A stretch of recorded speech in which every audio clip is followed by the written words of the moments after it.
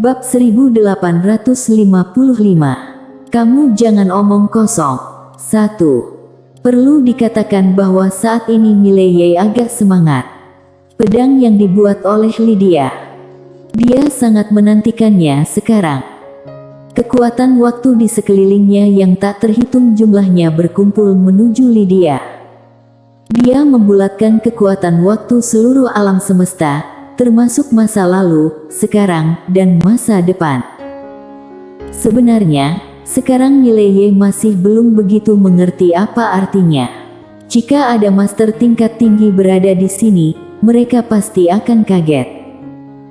Tidak terlalu sulit untuk mengekstrak kekuatan waktu saat ini, tetapi mengekstrak kekuatan waktu di masa lampau sama sulitnya dengan menaiki langit.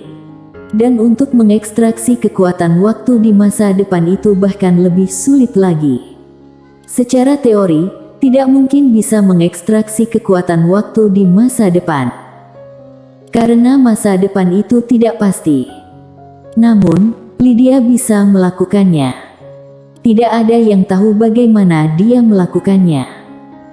Jika Mileye bertanya, dia pasti akan mengatakannya. Tetapi saat ini Mile tidak memikirkannya sama sekali.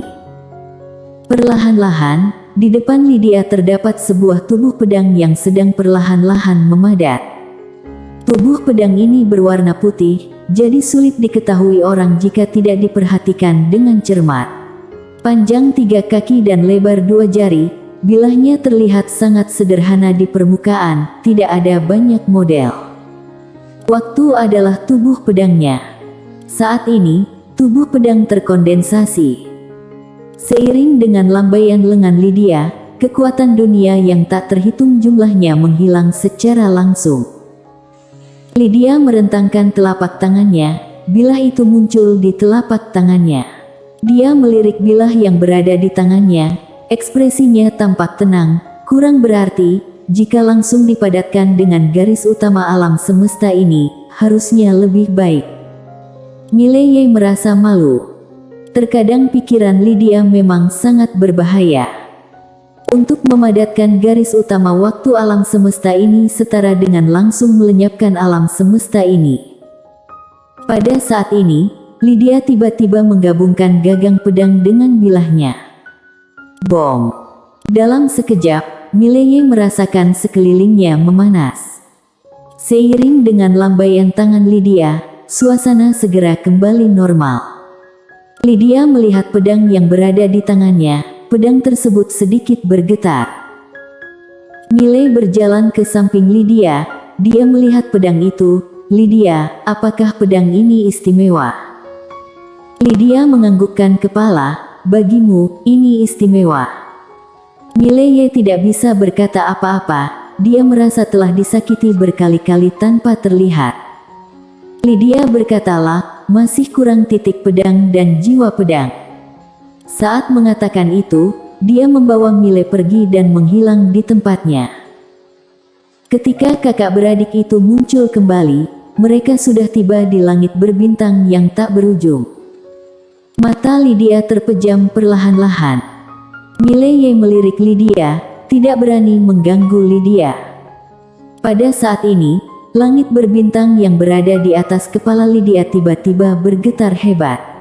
Detik berikutnya, penekanan yang sangat menakutkan menyapu dari ruang hampa itu. Dengan munculnya tekanan yang menakutkan ini, seluruh langit berbintang langsung mendidih. Wajah Mile berubah drastis. Pada saat ini, dia benar-benar merasa tercekik. Tak terkalahkan. Inilah yang dia rasakan pada saat ini. Tuan dari penekanan ini terlalu menakutkan. Saat ini selain Lydia mereka bertiga, dia telah melihat penekanan yang paling menakutkan. Hanya pekananan saja sudah membuatnya sedikit putus asa. Penekanan dari siapa ini? Pada saat ini, menara kecil tiba-tiba berkata, majikan muda, jangan panik, Kak Destiny ada di sini, tidak ada yang bisa sok hebat. Saat mengatakan demikian, ia berhenti dan berkata, kecuali kamu. Mileye. Saat ini, di atas kepala Lydia ada sebuah bayangan ilusi yang diam-diam sedang berkumpul. Mileye melihat bayangan ilusi tersebut. Bayangan ilusi itu seperti sebuah bayangan, dia tidak bisa melihat dengan jelas. Namun, dilihat dari penampilannya, sepertinya adalah seorang wanita. Bayangan ilusi itu menatap wanita bergaun polos, dan berkata dengan acuh tak acuh, "Kenapa kamu bisa merasakan aku?" Wanita bergaun polos menggelengkan kepala, "Aku tidak suka cara kamu berbicara." Saat mengatakan demikian, dia melambaikan lengan bajunya. Puff! Seiring dengan suara pedang Tao yang bergema, cahaya pedang Tao langsung menyentuh kening bayangan ilusi tersebut. Wajah Mileye menjadi serius, karena dia menemukan bahwa tangan bayangan ilusi itu meraih cahaya pedang Tao. Menangkis pedang dari Lydia. Pada saat ini, cahaya pedang Tao menembus daerah alis tanpa peringatan apapun. Bom! Dalam sekejap, bayangan ilusi itu seolah-olah mengenai pukulan keras, seluruh tubuh bergetar hebat, kemudian menjadi ilusi. Bayangan ilusi tersebut berkata dengan heran, "Kamu?" Wanita bergaun polos berjalan ke depan bayangan ilusi dan berkata, "Aku cari kamu pinjam kekuatan aturan hukum, apakah ada masalah?" Bayangan ilusi segera menggelengkan kepala, "Tidak masalah." Suara itu terdengar sedang bergetar. Setelah memastikan menggunakan pandangan mata, ia yakin tidak bisa mengalahkan lawan. Wanita bergaun polos menganggukkan kepala, "Aku perlu menggunakan kekuatan aturan hukum kamu untuk menyingkat ujung pedang. Ingat, aku ingin kekuatan sumber energi aturan hukum kamu." Bayangan ilusi itu terdiam sejenak, dia merentangkan kedua telapak tangannya. Dalam sekejap, kekuatan sumber energi aturan hukum yang tak terhitung jumlahnya berkumpul di telapak tangannya. Mileye berjalan ke samping Lydia. "Lydia, siapa dia?" Lydia berkata, "Roh aturan hukum tertinggi alam semesta ini, dapat dianggap sebagai keberadaan inti dari alam semesta sekarang.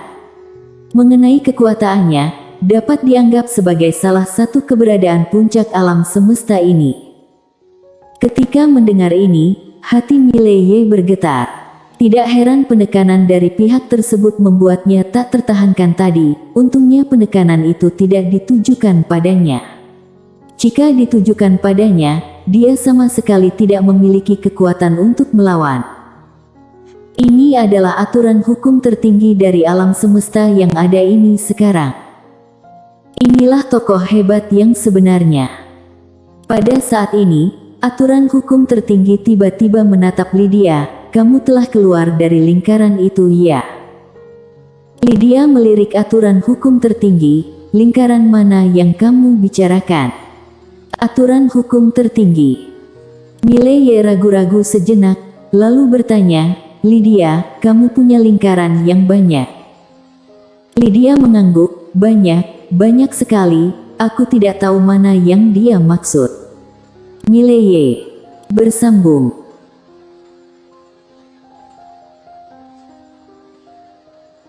Bab 1856. Kamu jangan omong kosong. 2. Aturan hukum tertinggi berkata dengan suara yang dalam, "Lingkaran aturan yang ada." Lydia melirik aturan hukum tertinggi, sudah keluar ratusan ribu tahun yang lalu. Aturan hukum tertinggi tercengang. Setelah hening sejenak, dia bertanya lagi, "Bagaimana keluarnya?" Lydia berkata, "Jangan membahas masalah tingkat rendah seperti itu." Aturan hukum tertinggi.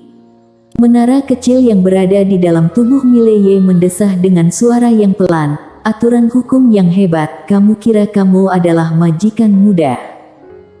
Ia tahu bahwa Destiny hanya akan menjawab pertanyaan yang diajukan oleh Mileye dan dengan sabar menjelaskannya. Orang lain mengajukan pertanyaan padanya, dia tidak memberikan satu pedang padanya sudah termasuk baik. Aturan hukum tertinggi ragu-ragu sejenak, dan tidak berani bertanya lagi, karena dia menemukan bahwa wanita yang berada di depannya sudah tidak sabar. Pada saat ini, Lydia tiba-tiba membuka telapak tangannya. Dalam sekejap, kekuatan aturan hukum yang tak terhitung jumlahnya mulai berkumpul di telapak tangannya, dan secara bertahap, ujung pedang perlahan-lahan terbentuk. Mileye berkata dengan lembut, "Lydia, apakah ujung pedang yang dibentuk oleh aturan hukum tertinggi memiliki efek khusus?" Lydia berkata, "Bisa menebas semua aturan hukum." Saat berbicara, dia melirik aturan hukum tertinggi, selain dia. Aturan hukum tertinggi tidak berbicara, itu dibentuk oleh kekuatan aturan hukumnya, tentu saja tidak dapat membunuhnya. Tapi selain dia, aturan hukum apapun di alam semesta ini bisa ditebasnya. Pada saat ini, ujung pedang yang berada di tangan Lydia tiba-tiba memadat, dia langsung menyatukan ujung pedang dengan gagang dan badan pedang. Bom! Sebuah momentum pedang yang kuat tersapu dari pedang. Dalam sekejap, langit berbintang yang berada di sekitarnya memanas lagi, lalu musnah sedikit demi sedikit. Ujung pedang sudah selesai dibentuk. Pada saat ini, Lydia menjentikkan pedangnya dengan pelan, pedang itu langsung menjadi tenang. Lydia melirik pedang yang berada di tangannya, lalu berkata, "Kurang jiwa pedang saja." Setelah mengatakan ini, dia melirik aturan hukum tertinggi yang berada di depannya. Wajah aturan hukum tertinggi berubah drastis, jangan-jangan ingin meminta dia menjadi jiwa pedang.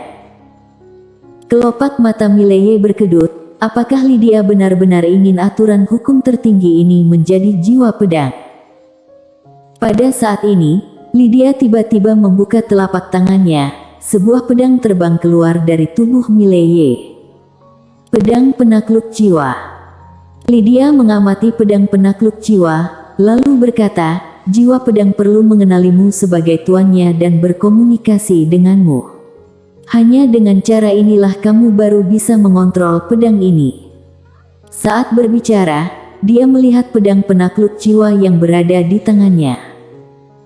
Jiwa pedang ini sangat cocok, tetapi tingkatannya pada saat ini terlalu rendah, aku harus meningkatkannya.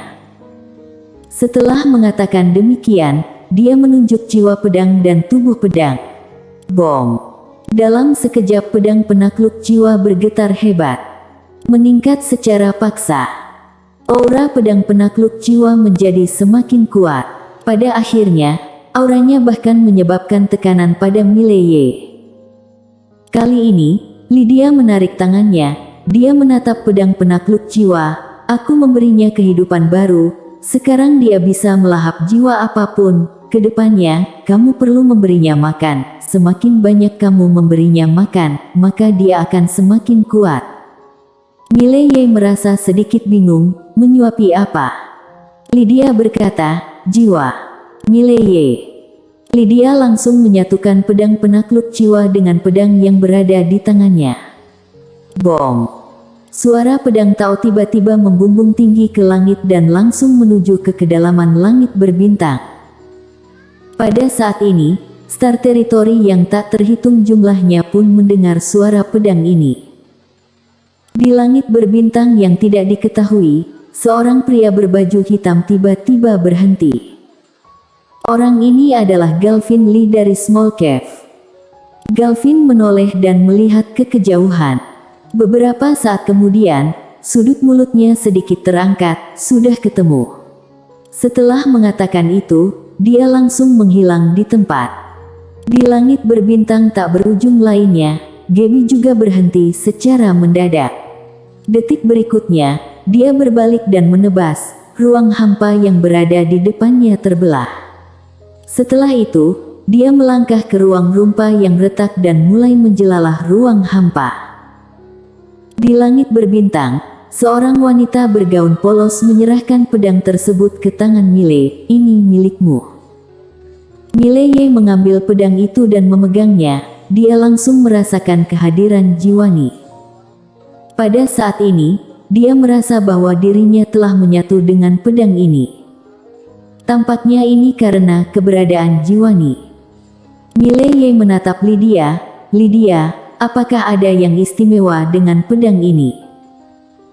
Lydia berkata, gagang dari ruang waktu, pedang dari waktu. Memegang pedang ini, kamu bisa pergi ke ruang waktu mana saja, tidak dibatasi oleh ruang waktu. Tidak hanya demikian, pedang dapat muncul di bagian ruang waktu manapun yang kamu inginkan. Pikiran Mileye bergerak. Dalam sekejap pedang yang berada di tangannya langsung muncul di klan Kaisar Abadi di luar Star Territory yang tak terhitung jumlahnya. Mileye tertegun. Dia baru saja memikirkannya secara sekilas. Dia tidak menyangka bahwa pedang itu langsung muncul di klan Kaisar Abadi. Ini bukanlah hal yang paling menakutkan. Hal yang paling menakutkan adalah dia bisa merasakan segalanya tentang klan Kaisar Abadi melalui pedang itu, seolah-olah dirinya berada di klan Kaisar Abadi. Pada saat ini, Lydia berkata lagi, kamu bisa menjelajahi dunia puluhan ribu surgawi ruang waktu melalui pedang ini dengan bebas, dan tidak ada batasan ruang waktu untuk KM.